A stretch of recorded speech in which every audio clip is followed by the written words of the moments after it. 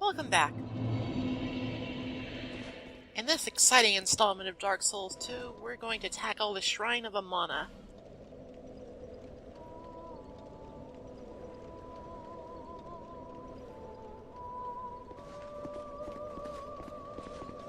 Somebody is singing.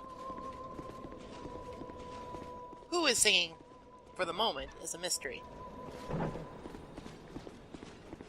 This game is usually so quiet that it's kind of noteworthy whenever there's some kind of background music going on.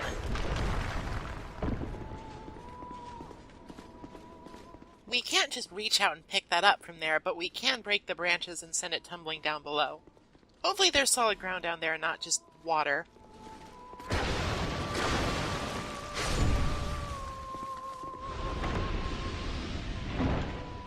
Be careful when you explore this alcove because it's pretty easy to accidentally bust open the chest with your weapon and get a bunch of rubbish instead of what you actually want.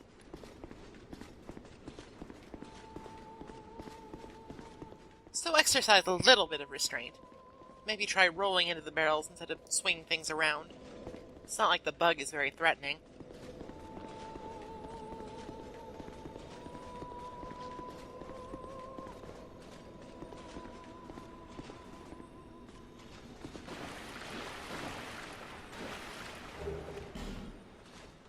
Now, the game wastes no time in introducing us to the first enemy and the primary gimmick of this area.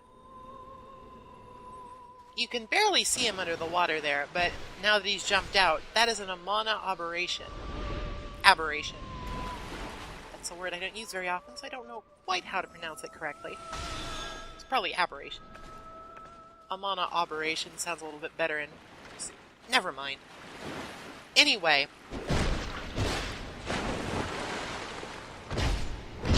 the main gimmick of this area is that you have to traverse some fairly shallow water, but to make things more interesting, there are fairly sudden drops at the edge of the walkable path, and it's difficult to see what is deadly territory and what is safe without some kind of a light. It's not impossible, but since it's available to us, I'm just going to go ahead and use the cast light sorcery.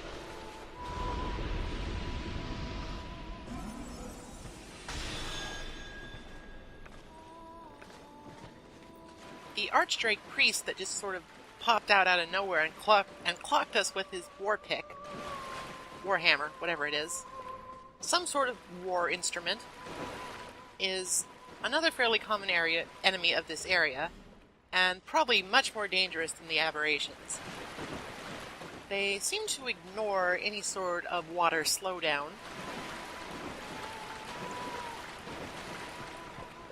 and they hit really hard and really fast, and they have pretty good range. Now, the aberrations can be noted by the little firefly swarm above them. This is helpful because otherwise they'd be very difficult to see in the water.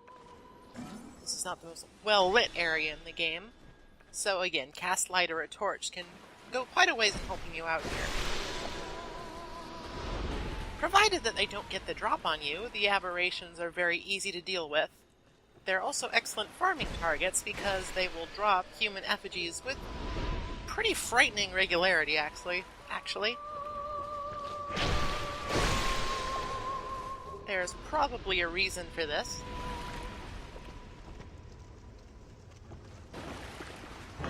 Singing has stopped.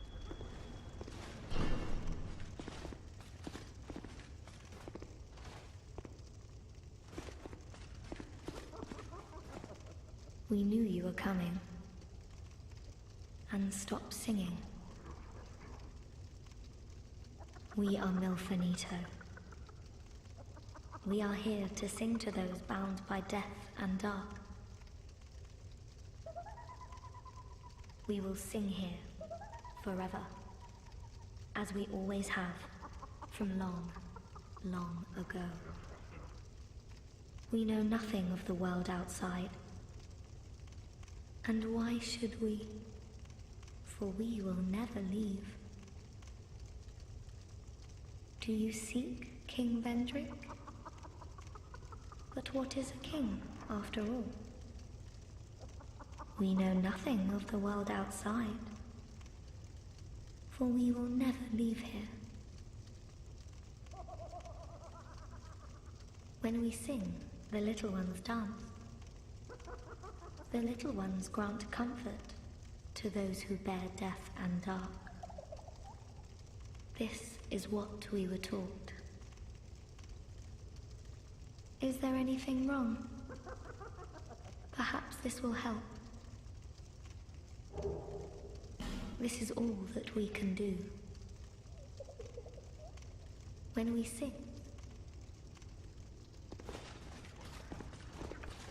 that young lady, or more appropriately, that unfathomably old lady who looks like a young lady, is a milfonito. An interesting moniker, seemingly senseless.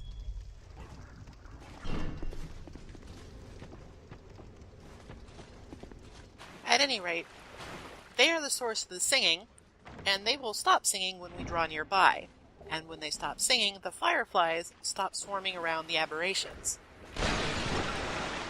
This does two things. One, it makes them harder to spot, and two, it makes them aggro from a greater distance, because they're no longer being pacified.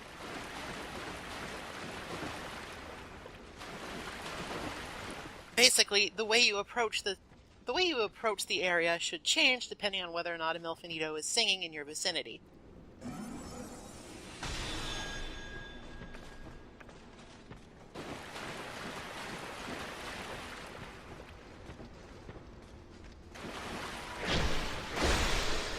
Another way to deal with the aberrations is actually to purposely wield a torch. And when you do that, they will actually aggro onto you pretty much regardless of where you are or if there's singing going on. And they will make quite a racket getting to you, and the water will ripple quite a bit, so it's actually fairly easy to see them coming that way.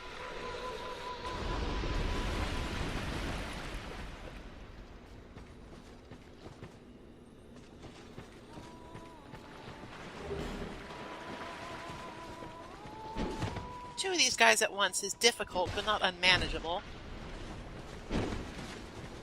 The main problem with them is how fast they attack with such heavy weapons.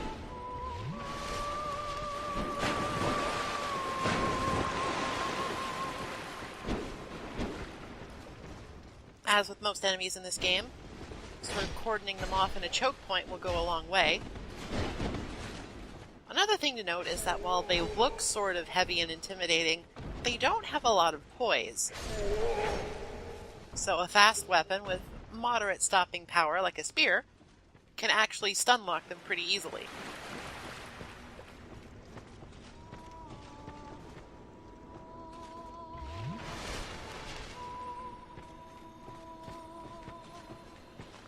Ragdolls.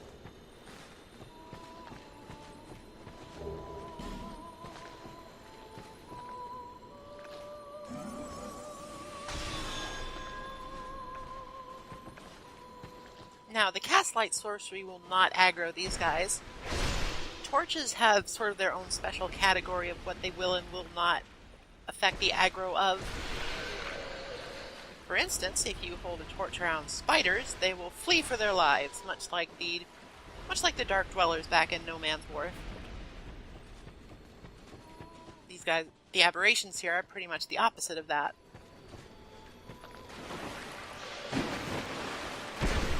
That sort of leads me to believe that it's more the heat than anything else. Which, at least for the spiders, makes sense.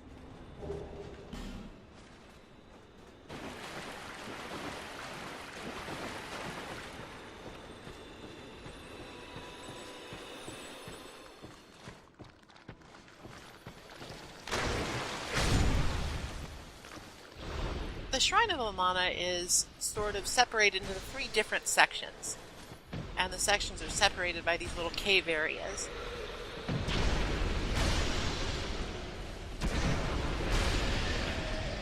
Since those aberrations were being pacified, taking them out one by one was very easy.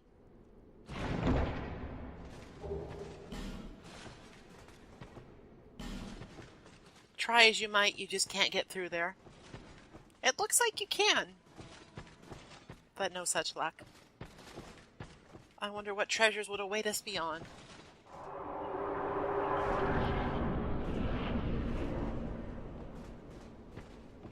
The second area is probably the largest, or at least the longest, and there are a bunch of things of note here.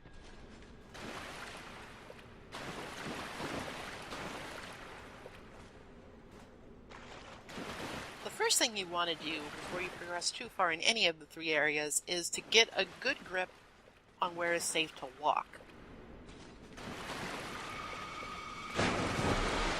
The second thing you want to do is start cursing really loudly and hating these enemies, the Priests of Amana. These enemies serve as snipers, much like the Hollow White Mages did back in Seldora. As a small mercy, spell parrying actually seems to work on these guys. Gals, I'm sorry. If you time it right, anyway. Speaking of timing it right, rolling will also work.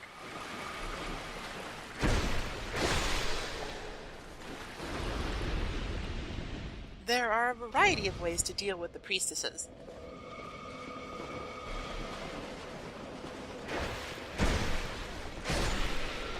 Probably the simplest and most effective way to deal with them is to simply bring a bow.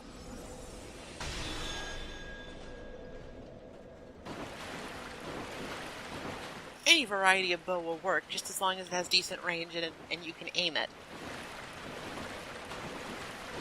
Magic? Well, magic is...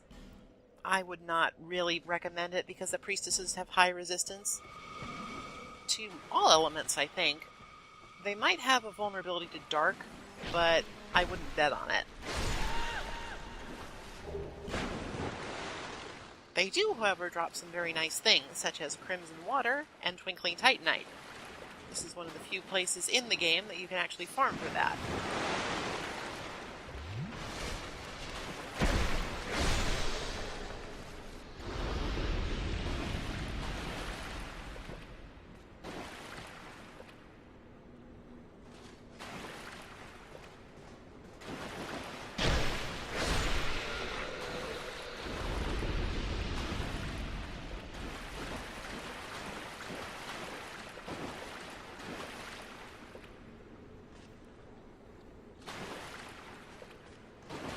Now, despite whatever else one might say about this area, it is very pretty. There's a sort of otherworldly beauty to it, with these sort of glowing lily flowers and this sort of strange, almost subterranean but not quite lake.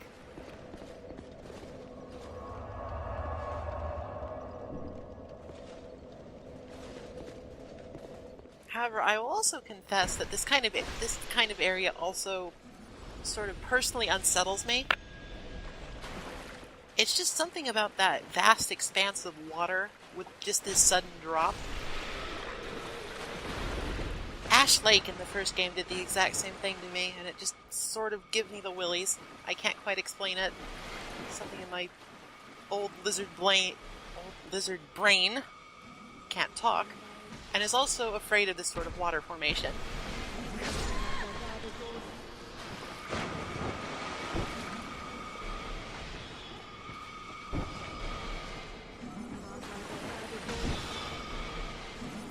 I think that my preferred method of dealing with the priestesses is spell parrying. It's a little bit more reliable than rolling, and it's also less likely to put you in a bad position. It's still safer to use a ranged weapon, but if you're not really into that sort of thing, then this is a perfectly viable option. Some of the things you can do are Great Magic Barrier, which you can buy from Chancellor Welliger, and Strong Magic Shield, which you pick up in the room with the Embedded in Dragonlight Castle. This chest is honestly pretty well hidden, simply because you have to be looking very carefully at that certain patch of water and hope that you notice the Pharos Lockstone device. However, the reward, in my opinion, is well worth it. This is the helix halberd. The helix halberd is somewhat unique among basically every weapon in this game. On the surface, it looks like a fairly normal halberd, albeit somewhat ornamental. The light attacks reflect that. It's got the normal overhead swing, lateral swing, but the strong attacks, oh boy. The strong attacks are thrusting attacks, which on their own hurt quite a bit. But if you position it just right,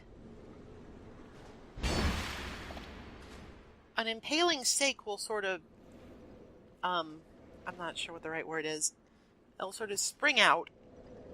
It's a staking device, basically, and it does a lot of damage. It's really cool, and I like it a lot. Makes me feel reckless.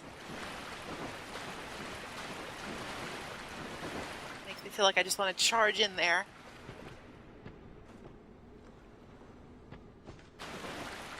So I'm going to go ahead and do that.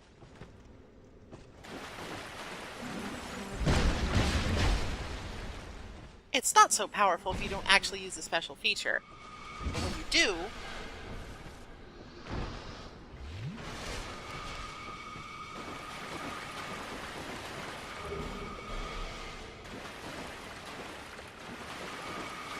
the results speak for themselves, especially when you take the time to upgrade it, which I will be doing later. But again, I'm being reckless.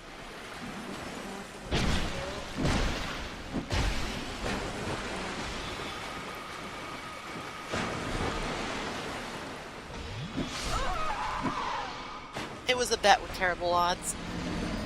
That is probably not the way you want to tackle this area. Don't just sort of run ahead and hope to kill everything before it kills you, because that's probably not going to work, especially if you're using an unupgraded helix halberd.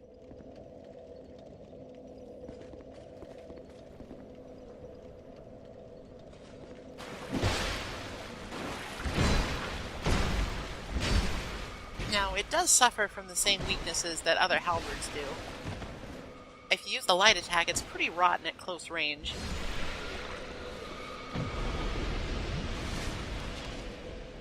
To be perfectly honest, unless there's a bunch of enemies, you really don't have much reason to use the light attack. The thrusting strong attack is about as quick, and it does much more damage.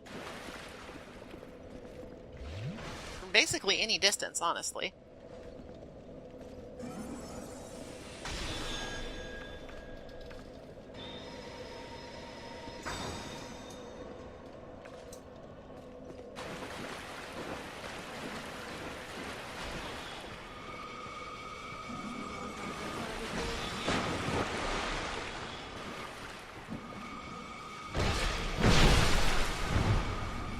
Priestesses, if you have the room to maneuver, are also fairly vulnerable to being backstabbed.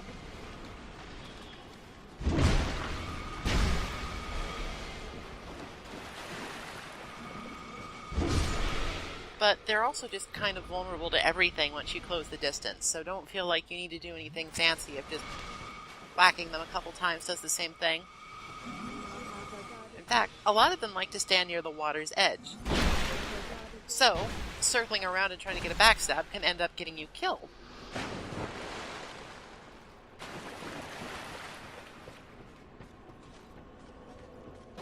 Our faith is pretty low, so I'm still using the vanilla magic barrier.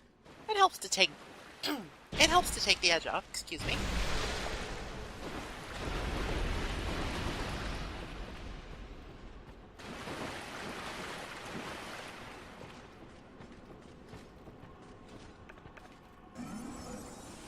When traversing this area, it's good to remember that if you see an area where these glowing flowers are blooming, that means it's safe to walk there, at least in terms of falling off into the watery abyss. There's a hidden path over there, but we can't do anything with it just yet.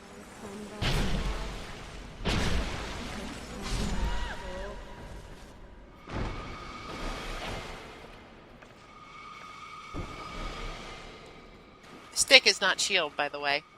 It is never shield.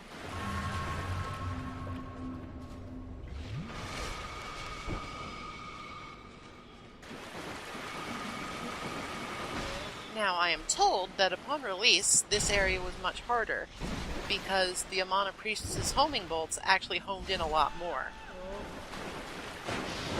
I'll have to take people's words on that, because I wasn't playing back then. Hello, Mr. Augur.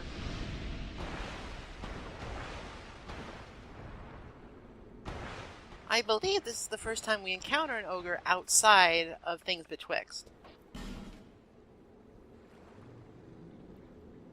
And now that we've got our souls back, I'm feeling a little leery about taking that guy on. So I'm gonna take a quick break in the jewel and upgrade some stuff.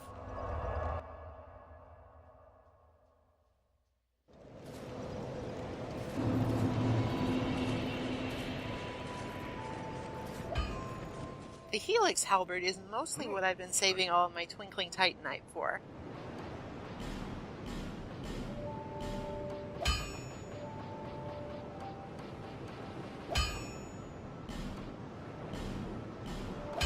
Now, unfortunately, even though we've been saving up pretty much everything that we've got so far, we're still 4 short of actually fully upgrading it to +5. Even so, we've given it quite a boost, especially to its dexterity scaling, so overall it's a much more effective weapon now.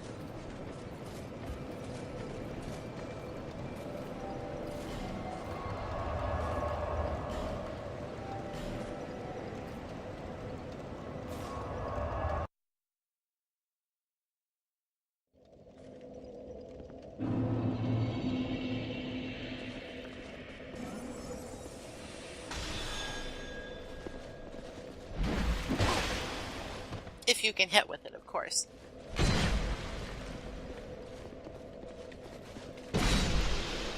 There we go. When you land a direct hit with the helix halberd with a thrust, you do a really large amount of damage, especially if you get a counterattack bonus. The old Leo ring will work perfectly well, so I would recommend comboing that with the helix halberd and doing a lot of damage to slower enemies. Or to lighter enemies that don't have a lot of reach.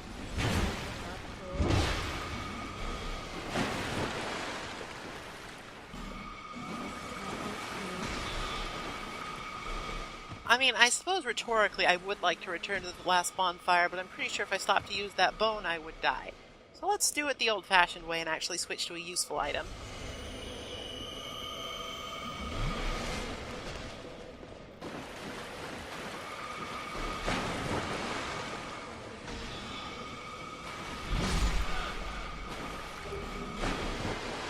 Now, it can be sort of difficult when using this weapon to train yourself to not use the light attack unless you need to, since on most weapons, the light attack is probably the best default.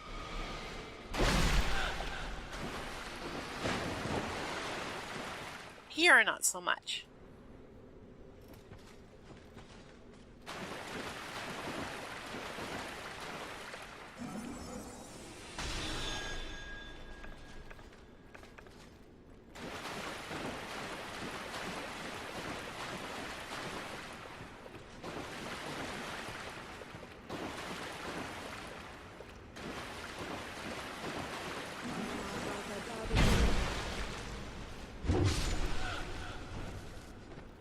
That's not to say that the light attacks aren't strong in their own right. They're just usually not as good or useful as the strong attack. When you're dealing with enemies on different elevations, however, the light attack does shine, simply because the overhead strike is a lot more reliable in actually hitting things than a simple thrust.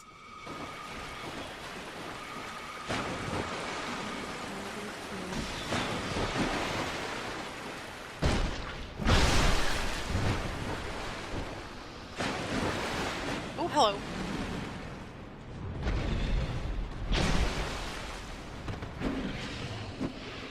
So, ogres.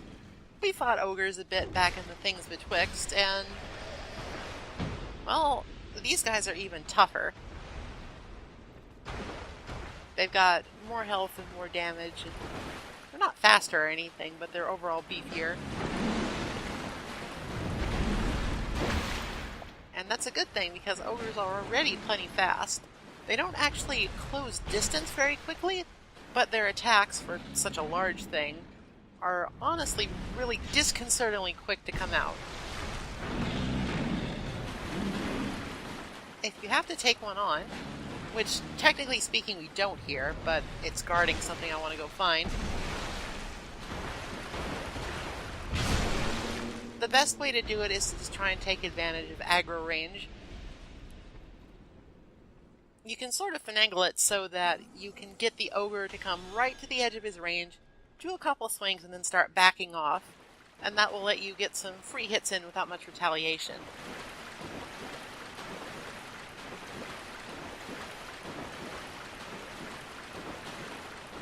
The most reliable method to kill ogres I will show off a bit later, but it's difficult when you don't actually know where is safe to stand and where is not.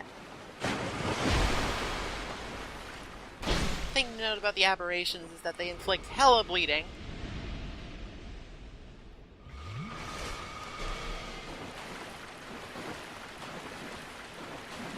It's usually not a problem, but if they sneak up on you or you forget what buttons do, then you can find yourself in a bad situation pretty quickly.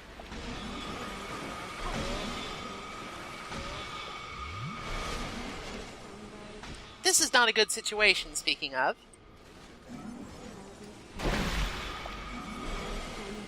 Then again, it's not an awful one either.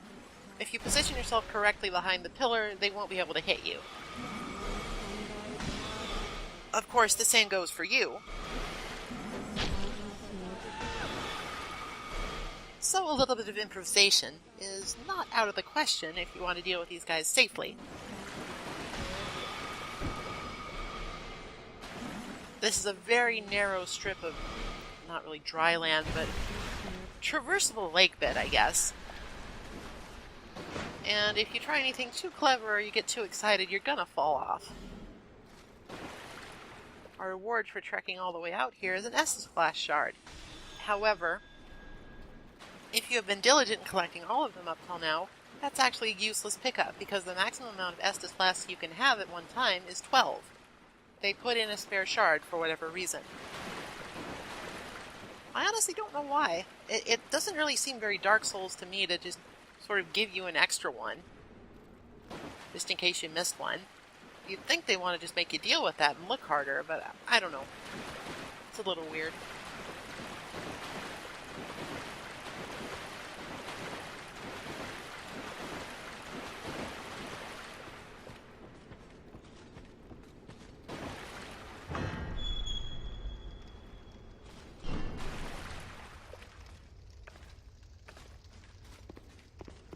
These little houses and ancient ruins that you find don't seem to reveal anything by rolling, and are also pretty good places to hang out because you can't be sniped in them, and you've got a pretty good idea of where is safe and where is not. Archdrake priests really love to blindside you. I think that is like their favorite tactic. They're very effective at it too, because they're so fast.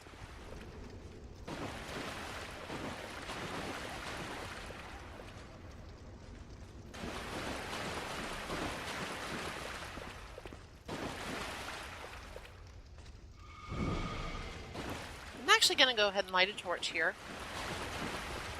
Just because, well, cast light is definitely useful. The contrast provided by the torch is more useful in actually seeing things. However, as you can see, the downside is that it will go out if you roll.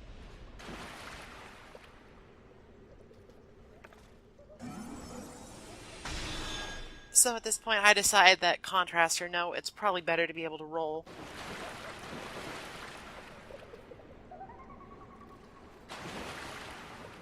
There are some curse jars just sort of hanging out in the middle of the lake here for no reason. If you roll through them quickly enough, you should be able to get by unscathed.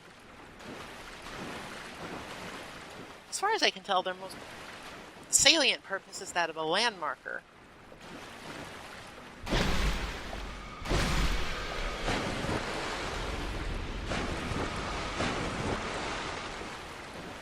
You can sort of use their remains as a way to tell where you have not been on the lake bed.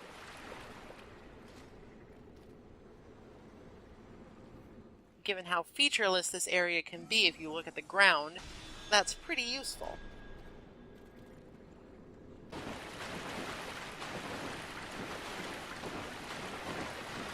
Now, there's a bit of a mean secret chest here. I'll get to it once I'm done clearing the way of sniper priestesses, because looking for something while that's going on is pretty difficult.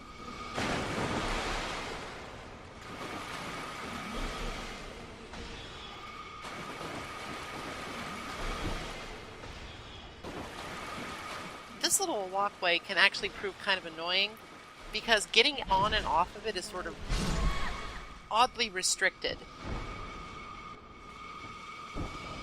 There's a little, I'm not sure what I would call them, but basically, as you can see here, we can't get up from this side because it's slightly raised, and as we have covered quite exhaustively, that's just not gonna fly. Not in the Howl School of Adventuring.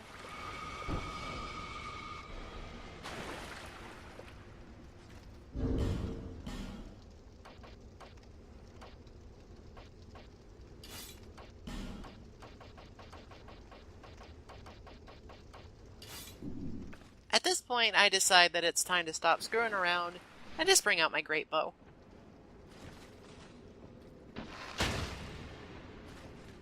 With a great bow, and I believe the hunter's black bow, you can actually outrange these guys a little bit. They'll be able to counterattack, but you'll be able to get the first strike on them pretty easily.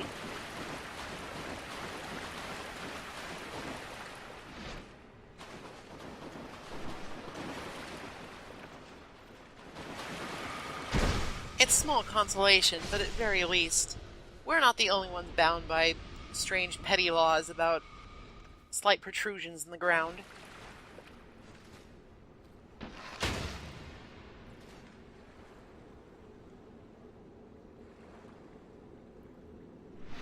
Now, one of the difficult things about sniping is that sometimes you will knock the priestesses back onto a different elevation or potentially off the map entirely. So, best advice I can give on that front is to simply watch your soul counter, use it to confirm if you've actually killed them or not, and proceed from there.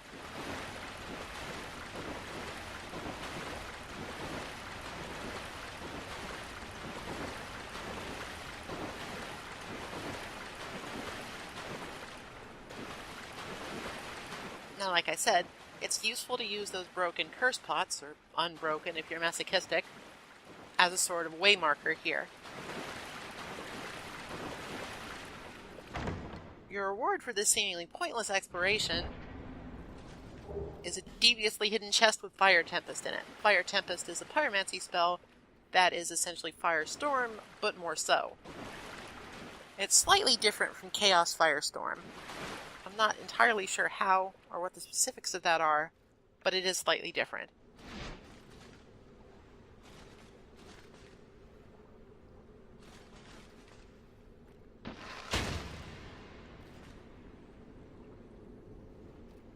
Now, this seemed like a really good idea at the time.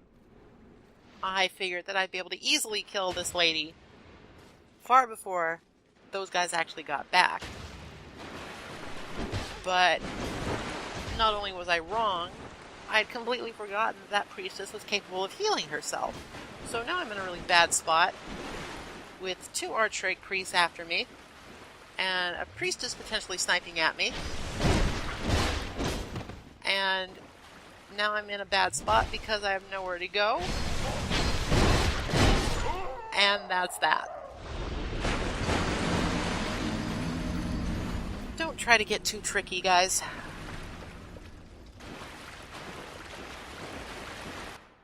It never ends well. Neither will this episode, so we're just gonna have to press on next time.